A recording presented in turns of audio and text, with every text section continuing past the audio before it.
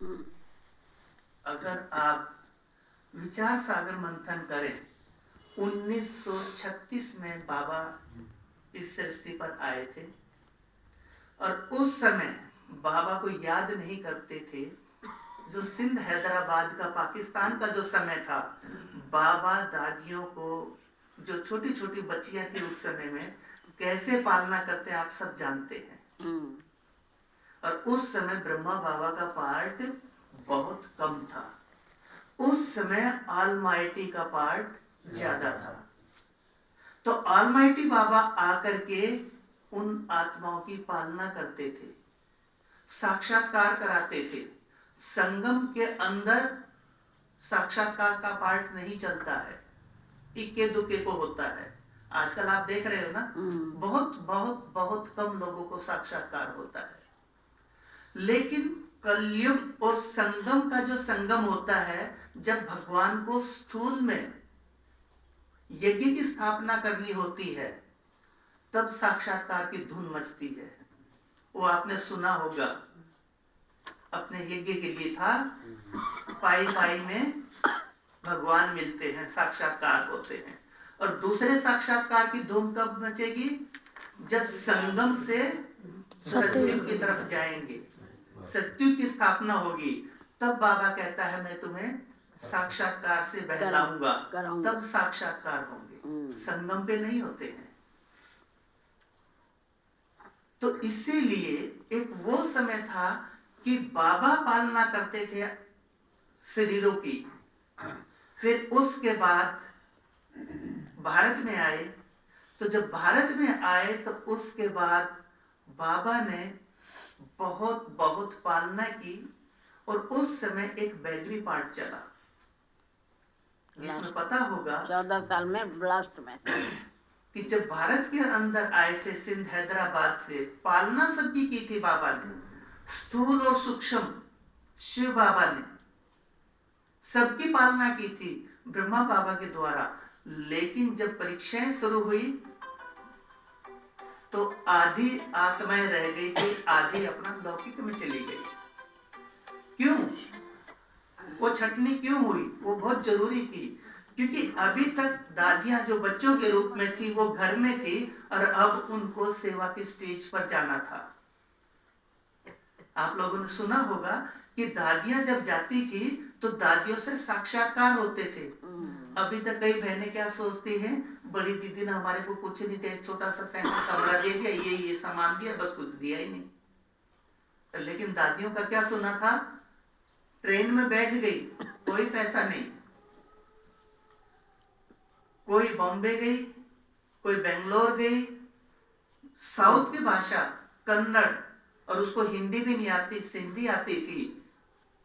उसी तरह से मनोहर दादी वगैरह यहाँ पर दिल्ली में आई, गंगे दादी भी साथ। कैसे कैसे आपने देखा ना, ना टिकट, ना घर, ना स्थान, ना खाने का सामान। ट्रेन में बैठे, जिधर की ट्रेन आई बैठ पड़े, और जहां जैसे हुई ऑलमाइटी बाबा ने सेवा करवानी थी।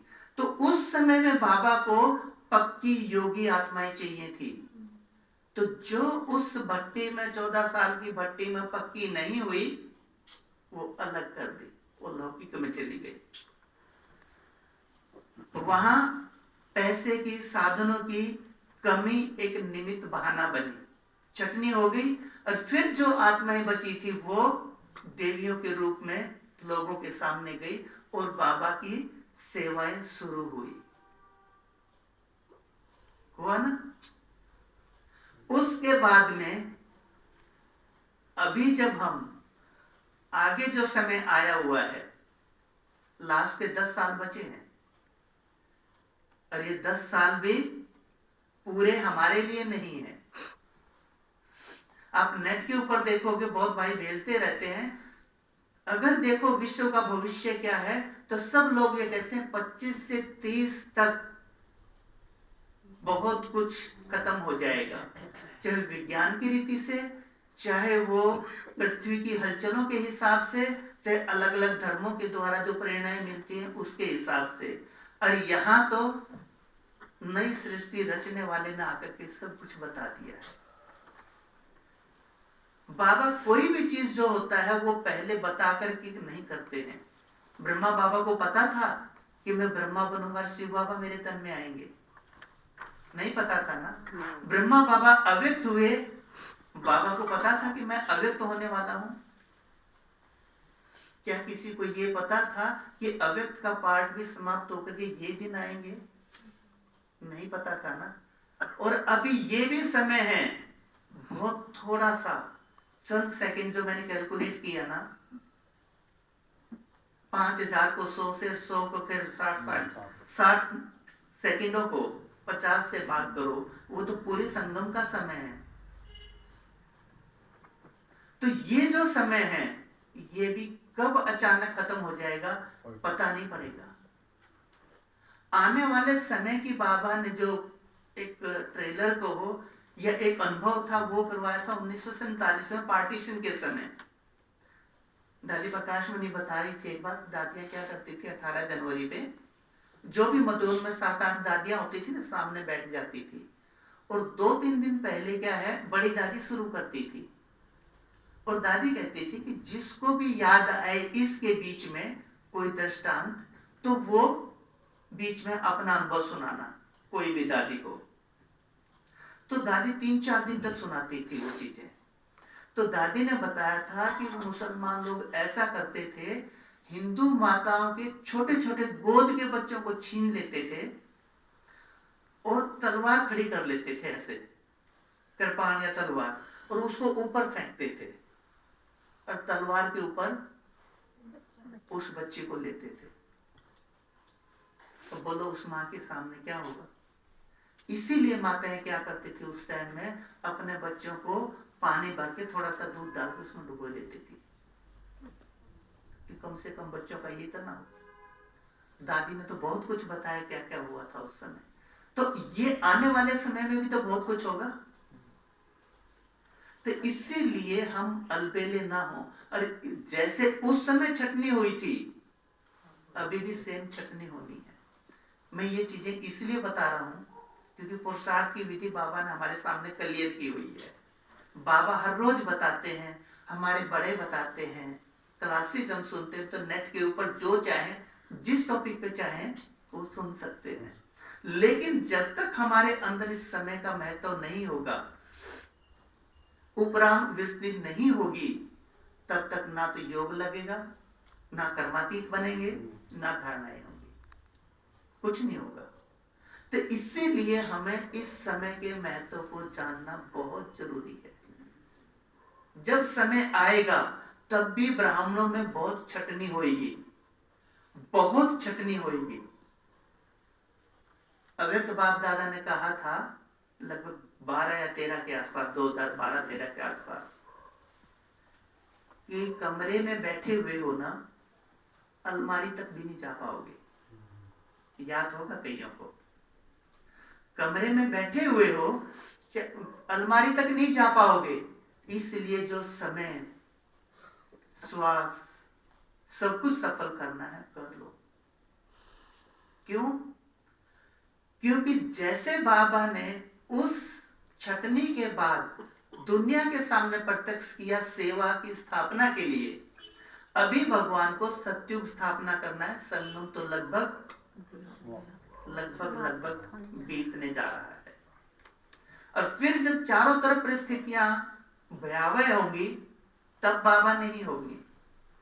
बाबा हम बच्चों के द्वारा प्रत्यक्षता करवाएंगे। और प्रत्यक्षता में पकी हुई आत्माएं चाहिए ना, जिसके लिए बाबा बार बार मेहनत करवाते हैं। वही आत्माएं चाहिए ना जिनकी स्थिति ऐसी हो, जिनके द्वारा बाबा प्रत्यक्षता करवाए। और वो प्रत्यक्षता करवाए कि उनको देवियों के, देवताओं के साक्षात्कार हो, जिससे उनको बाबा का परिचय मिले। और जब वो चीज देखेंगे देवी देवताओं की, वही देवी घराने की आत्माओं का रूप, वही दातापन का रूप लेकर के वो आत्माएं भक्ति मार्ग में पूजा करेंगी, उसी रूप से याद करेंगी। तो जब हम ये चाहते हैं कि हम परमात्मा के सामने इस रूप में प्रत्यक्ष हो, तो हमारी स्थिति भी वैसी हो। अदरवाइज झारा तो चलेगा, चटनी तो होगी, लेकिन जो बाबा हमें चाहते हैं बनाना, हम वैसा बने, उसके लिए हमें वो समय की भी स्मृति रहे और स्थिति की भी स्मृति रहे कि हमें किस स्थिति में रहना है। अभी हम क्या सोचते हैं, कर ये तो संगम युग चलता ही आ रहा है, ये तो चलता ही रहेगा, बाबा कहाँ जाते हैं, बाबा हमारी बुद्धि में है। बाबा बुद्धि में भी नहीं रहेंगे। अभी बाबा ने एक इशारा दिया है, जैसे 1947 में पार्टीशन के समय का दिया था, सतयुग में उससे भी भयावह स्थिति होगी। उसी तरह से सेंटर पर और स्थानों पर कैसे नहीं जा पाएंगे, कोरोना के टाइम में अनुभव कराया ना किया। और मोदी ने क्या किया, मोदी के लिए भी क्या कहते हैं कि शाम को जब वो 8 बजे आता है, समझो कुछ न कुछ होने वाला है। पहले जब पैसे बंद किए थे, शाम को 8 बजे आकर के बोला था, पूरे दिन में मतलब बैंक में नहीं जा सकते, सब बंद, मार्केट में नहीं जा सकते, सब बंद। उसी टाइम में पैसे बंद कर दिए उसने। फिर शाम को 8 बजे आया और अनाउंस कर दिया कि कल से लॉकडाउन, मार्केट सब कुछ बंद, आना जाना सब बंद कर दिया ना। और घर में रह करके हमने बाबा के महावाक्य सुने, या जो भी प्रोग्राम वगैरह होते थे नेट के ऊपर मीडिया के द्वारा करते थे, वो उनकी जानकारी रहती थी। लेकिन अंत में तो ये भी नहीं रहेंगे। मीडिया काम करेगा, इंटरनेट काम करेगा, वो भी बंद हो जाना है। उस समय रहेगी हमारी बुद्धि, दिव्य बुद्धि जितनी बाबा के साथ जुड़ी होगी, उतना हमें प्रेरणाएं मिलेंगी। और बाबा ने, याद होगा अगर आप लोगों ने मुरलियां पढ़ी होंगी, बाबा ने कहा था कि अंत के समय में संसार के हालात ऐसे होंगे कि लोग दुनिया के बारे में, सृष्टि के बारे में ऐसी ऐसी बातें सुनेंगे कि बुद्धि के अंदर वो बातें, वो सीन चलती रहेंगी। और वो चीजें या अपने परिवार के अंदर कुछ ऊपर नीचे होते हुए देखेंगे, तो वो चीजें बुद्धि पर हावी हो जाएंगी और ये ज्ञान का मनन चिंतन भी खत्म हो जाएगा। जिसके लिए बाबा कहता है कि अंत में ये ज्ञान भी प्राय लोप हो जाएगा। यानी कि ऐसी परिस्थितियां आएंगी जब हम भगवान को याद नहीं कर पाएंगे, अगर हमारी स्थिति सही नहीं रखी है बना करके। 1969 से लेकर के अभी तक की मुरली अगर आप पढ़ते हो, मैं 2 बार पढ़ चुका हूं, कोई ऐसी बात बाबा ने नहीं छोड़ी है जो हम जानना चाहते हैं या पूछना चाहते हैं बाबा से। कई बातें ऐसी हैं कि केवल एक ही बार बोला है, दोबारा रिपीट नहीं किया है। क्योंकि मैंने एक टॉपिक ही निकाला था, मतलब कई सारे टॉपिक सामने रख करके मैंने मुरलियां पढ़नी शुरू की थी। उनमें से निकाला था कि संगम का भविष्य क्या होगा। विश्व का भविष्य नहीं, वो हमारे को पता है, विनाश होगा, विनाश के बाद नई दुनिया आएगी। लेकिन संगम का भविष्य, विनाश से पहले क्या क्या होगा, विनाश के समय क्या होगा, बाबा ने उसके अंदर बहुत बहुत कुछ क्लियर किया हुआ। बहुत सारी चीजें उसके अंदर बाबा ने क्लियर की हुई है।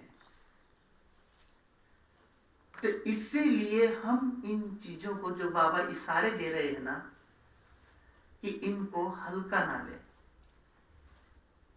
और एक चीज और, एक फैशन हो गया है हमारे ब्राह्मण परिवार में कि बाबा तो बार बार कहते हैं एक को याद करो, एक को याद करो। आज भी बाबा ने बार बार बोला एक को याद करो। लेकिन हम क्या करते हैं, एक बाबा को याद करते हैं, साथ में ब्रह्मा बाबा को भी याद कर लेते हैं। ब्रह्मा बाबा को याद करते हैं, साथ में मम्मा को भी याद कर लेते हैं, फिर दादियों को याद कर लेते हैं, और अभी तक तो दीदियों के फोटो भी लगाने लगे हैं। आज बाबा ने क्या कहा, रिगार्ड सबका करना है, साकार मुरलियां पढ़े होंगे। अगर साकार बाबा का भी अगर आप रिगार्ड नहीं रखते हो तो वर्षा नहीं मिलेगा। माना इस सृष्टि में ब्रह्मा बाबा भगवान के बाद सबसे ऊंची अथॉरिटी है, और उनके लिए भी बाबा कहता है कि इनको भी याद नहीं करना है, एक को याद करना है। वृजेंद्रा दादी को आप जानते होंगे, जिन्होंने ब्रह्मा बाबा से भी पहले शिव बाबा को देखा था इस सृष्टि पर, याद होगा आप सबको, पता ही है। वो 1990 में उन्होंने शरीर छोड़ा है। तब तक उन्होंने सेंटर पर ब्रह्मा बाबा का फोटो नहीं लगाया था।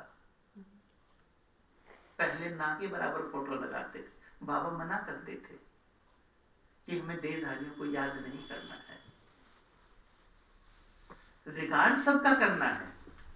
जो हमारे महारथी हैं, बड़ी दीदियां हैं, दादियां हैं, वो हमें पालना देते हैं, बाबा की शिक्षाएं याद करवाते हैं, शिक्षाएं देते हैं, हमारा मार्गदर्शन करते हैं। वो हमारे बड़े हैं, पूर्वज हैं, उनका रिस्पेक्ट करना है। बाबा ने तो यहां तक बोला है, वो भी एक ही बार बोला है, शायद 95 में बोला है,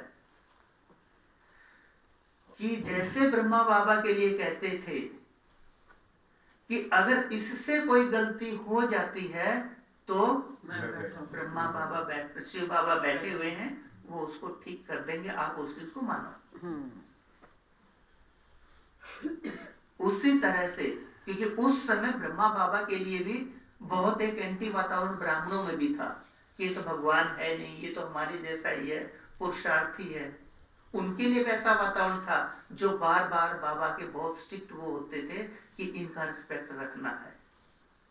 उसी तरह से जो आज हमारी निमित्त दीदियां हैं, महारथी भाई बहने हैं, निमित्त दीदियां हैं, उनके लिए बाबा ने बोला था 95 में। आप होटली पढ़ लेना, अगर आपको क्लियर पता लग रहा है कि इनका डिसीजन सही नहीं है, ऐसे नहीं, ऐसे होना चाहिए, लेकिन बाबा को सामने रख करके आप उस चीज को फॉलो करो, तो आपका जो गलत होना होगा वो बाबा ब्रह्मा बाबा की तरह जिम्मेवार है, ठीक कर देगा। यानी कि मेरा कहने का भाव ये है, रिगार्ड देना है अपने बड़ों को, चाहे वो ज्ञान में बड़े हैं। हमारे कई जिज्ञासु भाई बहने भी बहुत अनुभवी हैं, बहुत पुराने हैं, बहुत हर तरह से सहयोगी हैं, वो भी अगर हमारे को अपने उन्नति के लिए अगर कोई शिक्षा देते हैं, बहुत ही श्रद्धा पूर्वक हमें उनको फॉलो करना चाहिए। लेकिन याद हमें एक को करना है। गीता का ज्ञान पूरा देने के बाद श्री कृष्ण को अर्जुन ने कहा था कि मैंने तो अपनी जिज्ञासावश, अपनी बुद्धिवश आपसे जो चाहा वो पूछा और आपने मुझे उसका उत्तर दिया है, लेकिन आप अपनी इच्छा से मुझे कुछ बताओ कि मुझे क्या करना चाहिए। तो वो उसके अंदर बताते हैं कि जो तुमने अभी तक ज्ञान, कर्म योग, धर्म, नीति, जो कुछ भी मुझसे सुना है, वो सब कुछ भूल जाओ और मेरी शरण में आ जाओ। वहां पर भी वही बोला है। और अंत में भी बाबा के महावाक्य है, वही उन लोगों को बाबा ने भक्ति मार्ग में टचिंग करके वो सारी चीजें लिखवाई हैं। तो यहाँ पे भी बाबा बार बार कह रहे हैं कि अपने को आत्मा समझकर मुझे याद करो। साकार का समय गुजर गया, 2 भाई हैं मधुबन में, शायद बाबाराम भाई को भी आप जानते होंगे, सुखधाम वाले हैं, एक और भाई हैं। वो कहते हैं हम 68 में ज्ञान में आ गए और वो सोच रहे थे हम बाबा से मिलने के लिए जाएंगे, भगवान मिला, बहुत मुमुक्षा उनको, लेकिन नई नई नौकरी लगी थी। तो हमने सोचा थोड़ा सा टाइम हो जाता है फिर बाबा से मिलने के लिए जाएंगे। और 69 में बाबा अगस्त हो गए। आज तक उनको पश्चाताप होता है, काश हम चले जाते। और फिर मैंने बताया आपको, अगस्त में भी अलग अलग पार्ट थे। भाई साहब कई बहुत सारे पुराने भाई बहन बैठे हुए हैं जो स्टेज पर जाकर के 1 by 1 मिले हुए हैं। बहुत सारे भाई बहनों को मैं देख रहा हूँ पुराने हैं, बाबा मिलते थे, पहले एक सेंटर वाले भाई बहन स्टेज पर जाकर के बैठते थे, सामने एक मूढ़ा रखा हुआ होता था, एक एक पहले तो उस सेंटर के लिए बाबा बोलते थे सब भाई बहनों के लिए, फिर एक जना बैठता था, उसको बाबा दृष्टि देते थे पहले, फिर उसके प्रति महावाक्य उच्चारण करते थे, महावाक्य उच्चारण करने के बाद में बाबा तोसा देते थे उसकी हथेली पे दिया, फिर बाबा ऐसे हथेली पकड़ते थे, नीचे हमारी हथेली, बीच में तोसा, ऊपर से बाबा ने पकड़ा हुआ है, फिर बाबा दृष्टि देते थे, दृष्टि देते देते कुछ देर के बाद में फिर बाबा हल्के से हाथ दबाते थे, मीन्स अब उसका टर्न पूरा हुआ, फिर दूसरा आता था, सारी रात बाबा बैठे रहते थे। आप इमेज करो, सामने लाओ ये दृश्य, एक एक क्यों भी बाबा ने कितनी पालना दी है, वो भी समय थे अव्यक्त के मिलने के, फिर अव्यक्त के बाद में क्या हुआ, फिर बाबा ग्रुप वाइज मिलते थे,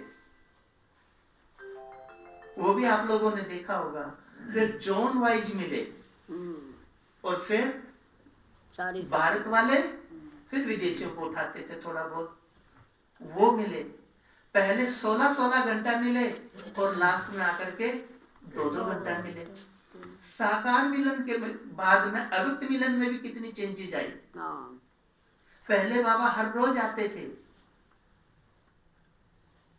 नाश्ते पे भी भोग के टाइम आ जाते थे, भोग लगाते थे, पहले दोपहर को भी आ जाते थे, दिन में 2-2 बार आते थे, फिर हर रोज आते थे, फिर अल्टरनेट आए, फिर हफ्ते में एक बार आए, फिर 15 दिन में, कितने चेंजेस हुए हैं। और हम क्या सोचते हैं, संगम तो चल रहा है, कई भाई बहने सोचते हैं, बाबा कहते थे ना, अव्यक्त बाप दादा आते थे, बच्चे तुम ये करो तो बाबा तुम्हें प्राइज देगा, तो कई बच्चे पुरुषार्थ की वो बातें करते थे, पूरा कर लेते थे, लेकिन कहते बाबा ने कोई प्राइज तो दिया नहीं, लेकिन बाबा का देना कोई स्थूल तो था नहीं, जिस आत्मा ने जो भी पुण्य किया है, जो बाबा की श्रीमत मानी होती थी, बाबा अंदर में उस आत्मा के अंदर वो शक्ति भर देते थे।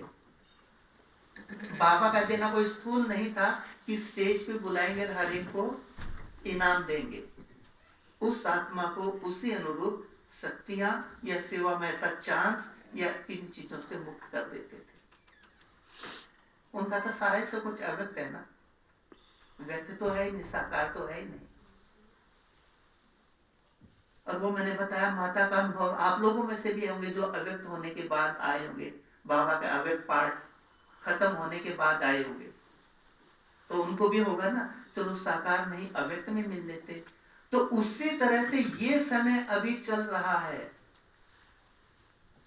अव्यक्त में भी सोचते थे तो बाबा तो आते रहेंगे, मिल लेंगे, टीवी पे देख लेंगे, और अभी जो समय चल रहा है, अभी बाबा तो चलते ही रहेंगे, अपने घर में बैठ के याद कर लेंगे, सेंटर पे चल के याद कर लेंगे। ये समय भी ऐसा रहने वाला नहीं है। दिन प्रतिदिन घर परिवार में भी देख रहे हैं ना आप लोग, समय परिस्थितियां कैसी कैसी बनती चली जाती हैं, और आगे चल करके ये समय परिस्थितियां कम होंगी या ज्यादा होंगी, तो फिर याद कर पाएंगे या नहीं कर पाएंगे। तो इसीलिए ये ना सोचें कि ये जो समय है ये चलता ही रहेगा। मैंने बताया ना किस किस रूप में परिवर्तन होगा। एक तो हमारे अनेक जन्मों का हिसाब किताब चुकतू होना है, तो जैसे कहते हैं ना, दिया जब बंद होने को होता है ना, बुझने को होता है, तो उसकी लो बढ़ जाती है। तो हमारे कर्मों का जो हिसाब किताब होगा वो भी उछाल मारेगा। बाबा ने बोला है, जिसमें जो कमी होगी वही विशाल रूप में हमारे सामने होगा। जिस धारणा की कमी होगी वो हमारे सामने बड़े रूप में आएगी। बाबा के महावाक्य हैं ये। प्रकृति के हर एक तत्व का अलग अलग रूप विकराल रूप में हमारे सामने होगा, और छटनी का समय होगा, जैसा मैंने पहले बताया, छटनी का समय होगा, नेट बंद हो जाएंगे और सारे के सारे रास्ते बंद हो जाएंगे। और जब हमारे सामने सारे कर्म हमारे जो किए हुए हैं वो चुकतू होने के लिए हमारे सामने आकर के खड़े होंगे, उस चीज को सामने रखो जिसको लोग बाबा कहते हैं ना। आज मुरली में बोला कि मैं तुम्हें याद करवाने आया हूं तुम्हारे वायदे, लेकिन हम बच्चे नटखटपना कर जाते हैं। ये छोटी बात नहीं है, लेकिन हम हल्के में ले लेते हैं इन चीजों को। बाबा भी कहते थे प्लीज, सुने होंगे ना बाबा के प्लीज शब्द कई बार कहते थे। बाबा रिक्वेस्ट करते हैं। मन आप सोचो, एक माँ बाप अपने बच्चे को कहता है नहीं बेटा ये खा लो प्लीज खा लो। कितनी भावना से इमोशनल होकर के अपने लौकिक बच्चे को बोलते हैं। भगवान हमारे सामने, आप चीज को उस दृष्टि से देखो, उस चीज से बाबा की भावनाएं समझो हमारे कल्याण के लिए। वो क्या कहता है, मैं तुम्हारा मोस्ट ओबीडिएंट सर्वेंट हूँ। मैं इस चीज को हमेशा बाबा को बोलता हूँ, बाबा प्लीज ये चीज हमारे को स्वीकार्य नहीं है। लेकिन बाबा बच्चों को ऊपर उठाने के लिए क्या क्या शब्द बोलते हैं। और जो बच्चे योग्य होते हैं, जिनकी स्थिति अच्छी होती है ना, उनके लिए बाबा सर्वेंट बनता है। प्रैक्टिकल एग्जाम्पल है। दीदी मनमोहिनी का नाम सबने सुना है। 30/7/83 की मुरली है जब दीदी अव्यक्त हुई थी। उसके अंदर बाबा ने बोला है, बोला नहीं प्रैक्टिकल किया है। जब दीदी अव्यक्त हो गई थी, शरीर छोड़ दिया था, तो बाबा 27 को शरीर छोड़ा था, 30 को बाबा आए थे। बाबा के महावाक्य चले, और महावाक्य जब चले तो बीच में बाबा ने बोला था कि आज बाबा बच्ची का संदेशी बन के आया है। और दीदी ने बोला है कि दादी से हाथ मिला करके आना। और संदेशी कौन होता है? जैसे पहले ना, आजकल तो मोबाइल है, बेल है, पहले ऑफिस के बाहर में जो ऑफिस होते थे ना, ऑफिस के बाहर में पीएन बैठता था। पीएन बैठता था तो वो बेल बजाता था, आवाज लगाता था, वो सामने आता था, उसको बोलता उसको ये बुला के लाओ, उसको ये बोल के आओ, या ये काम करके आओ। पीएन बैठता था ना बाहर, या किसी को संदेश दे के आना तो संदेश ही बन गया वो।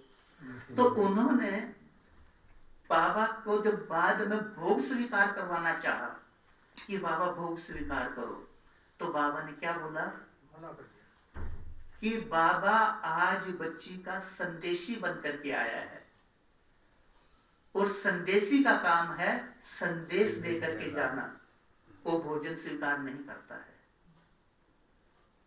ये प्रैक्टिकल है, मुरली में पढ़ लेना। माना जैसे जिसको भेजते हैं ना, तो मैसेज वो ऑफिसर का लेकर के जाता है, उसको दावत नहीं दी जाती है पीएन को। भगवान ने 3 बार उसमें रिपीट किया है, आज बाबा बच्ची का संदेशी बन करके आया है। तो बाबा ने वो पार्ट भी बजाया है। हम उसके लायक तो बने। सतयुग में लक्ष्मी नारायण की गद्दी मिल जाएगी, कोई वैल्यू नहीं है उसकी, कोई चीज नहीं है वो, कोई महत्व नहीं है। भगवान जब ये कह देता है मैं तुम्हारा संदेशी बन के आया हूँ, वो गले लगाता है, उसका कोई महत्व नहीं है। जाओ आप भी। वो तो खाने पीने मौज करने की जिंदगी है। ब्रह्मा बाबा ने बोला था, अगर आप लोगों को याद हो, मेरे पास वो साकार बाबा के महावाक्यों की, साकार बाबा के वो आवाज में है, वो कोई बात थी, तो लक्ष्मी नारायण रो सकते हैं लेकिन तुम नहीं रो सकते हो। विधवाएं हैं वो रो सकती हैं, तुम नहीं रो सकते, क्योंकि मैं साजनों का साजन तुम्हारे साथ में। बाबा ने क्लियर बोला, लक्ष्मी नारायण रो सकते हैं। तब मैं कभी भी, मेरे को ये चीज सामने नहीं आती है, लक्ष्मी बनेंगे नारायण बनेंगे, जब बन जाएंगे, नहीं बनेंगे तो दाल रोटी। यहाँ पाकर के इतनी खुशी है, तो वहां तो कोई दुख है ही नहीं। लेकिन जो संगम का समय है ये केवल और केवल परमात्मा की याद के लिए है। और परमात्मा को जब तक हम आत्माभिमानी नहीं बनेंगे, आप कितने गीत लगा लो, कितनी गहरी लाइट लगा लो, कितना एसी लगा लो, भगवान को याद नहीं कर सकेंगे। और आत्माभिमानी उसी समय बैठ करके आत्माभिमानी बनना चाहो नहीं बन सकेंगे। आत्माभिमानी अगर बनना है तो बाबा ने क्या बोला, मदद कर दो। बीच बीच में हमारे को याद करना पड़ेगा। मदद करो। और अकेले याद का भी चार्ट मत रखो, अपने समय को बांट लो सुबह से ही। बाबा ने जैसे पहले बोला था, एक बार निर्वैर भाई रमेश भाई बाबा से मिल रहे थे कि 4:45 से लेकर के 5 बजे तक उस समय विशेष करके यज्ञ की निर्विघ्न उन्नति के लिए, एक सेंटेंस में कितनी बाबा बातें बोल दी। एक तो निर्विघ्न रहे और एक उन्नति होती रहे यज्ञ की और ब्राह्मण परिवार की निर्विघ्न उन्नति के लिए बैठो, याद में बैठो। 4:45 तक अपना योग करो रूटीन वाला, 4:45 से 5 बजे तक यज्ञ की, परिवार की निर्विघ्न उन्नति के लिए बैठो, याद करो। तब से ही मैं उस चीज को फॉलो करता हूं। लगभग 5:15 साढ़े 5 बजे मैं वापस कमरे में आता हूं। उसके बाद में जब बाबा की मुरली चल रही होती है तब मास्टर शिक्षक जो भी आएगा वो मास्टर शिक्षक, लेकिन जब जो बाबा है वो शिक्षक के रूप में हमारे सामने आया, उस रूप में सामने रखो। फिर उसके बाद में 1 घंटे का टाइम है, उसमें ज्ञान का मनन चिंतन करो। फिर उसके बीच में आप डिवाइड कर लो, जैसे जैसे आपके समय है, जैसे जैसे निकाल सकते हो। फिर हॉस्पिटल्स में जाकर के मरीजों को अपना साक्षात्कार कराओ, साकाश दो। प्रकृति के तत्वों के द्वारा हमारे को बहुत सारी परीक्षाएं आनी है अंत में। और अभी भी क्योंकि ये शरीर 5 तत्वों से बना हुआ है, अगर हम प्रकृति के तत्वों को साकाश देंगे तो हमारा शरीर भी हमारा अच्छे से साथ देगा। प्रकृति के तत्वों को साकाश दो। फिर उसके बाद में हमारे जो किसी जन्म के बचे हुए हिसाब किताब हैं, हमारे को नहीं पता, बाबा को सामने रखो और पूरे कल्प में देखो जिससे भी जो हिसाब किताब है बाबा उनके हिसाब किताब चुट्टू करा रहे हैं, ताकि अंत में वो बोझा कम हो जाए। फिर उसी तरह से शाम को 6:30 से 7:30 बाबा पहले बोलते थे कि इस समय देवताएं फरिश्ते चक्कर लगाते हैं और अपने भक्तों को साक्षात्कार कराते हैं। तो उस समय हम अपने फरिश्ते या दैवी रूप में चक्कर लगाएं चारों तरफ और साक्षात्कार कराएं। तो वो भी एक विधि है। कहीं पे भी कोई एक्सीडेंट होता है, कई बार बड़े बड़े एक्सीडेंट हो जाते हैं, जो बाबा बोलते थे ना, एक्सीडेंट हो गया तुमने वो तो देख लिया, तो उसमें जो लोग मरे हुए हैं उनको भी आप लोग अनुभव कराओ। तो जैसे जहां पर सैकड़ों लोग मर जाते हैं, वहां जाकर के बीच में 1 घंटे का टाइम निकालो। कहीं पर प्रकृति पर कोप आ जाते हैं, बाहर से लोग कंबल है, दवाई है, खाना दे देते हैं, लेकिन जो आत्मा शरीर छोड़कर चली गई, तड़प रही है, उनको कौन देगा? उनको दो। यानी कि अलग अलग विधियां आप इनको अपनाओ, और अपना करके जब ऐसे बांटोगे ना तो लास्ट में देखोगे बाबा ने जो जो सेवाएं दी थी करने के लिए हमारे पास, वो भी पूरी हो जाती हैं। और एक विधि जो है बाबा को याद करने की, वो भी चेंज हो जाती है, तो हमारे को आनंद में भी हो जाता है। तो इस तरह से अगर हम अलग अलग रूप से, अलग अलग विधि से बाबा को याद करते हैं, साकाश देते हैं, और साकाश हम तभी देंगे जब हमारी अव्यक्त स्थिति या निराकार स्थिति होगी, तभी कर सकते हैं। तो वही रमणीकता भी हो जाती है।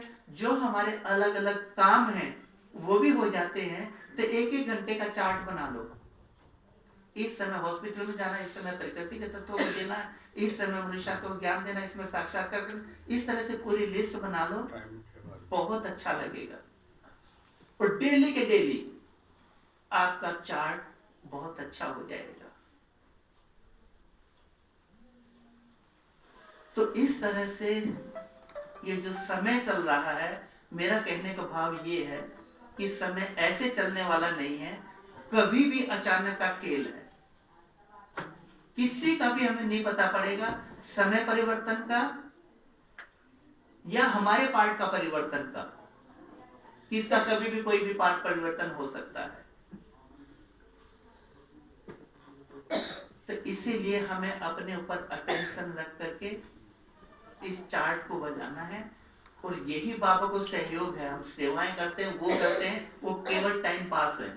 आपने कई बार सुना होगा बाबा को कहते खाली बैठे होगे तो क्या करोगे, नहीं तो बोर हो जाओगे, इसलिए लगा रखा है। लेकिन मेन जो हमारा बाबा को सहयोग है, योग के द्वारा ही हम बाबा को सहयोग कर सकते हैं। नई दुनिया की स्थापना में यही हमारा सहयोग परमात्मा को है। अच्छा।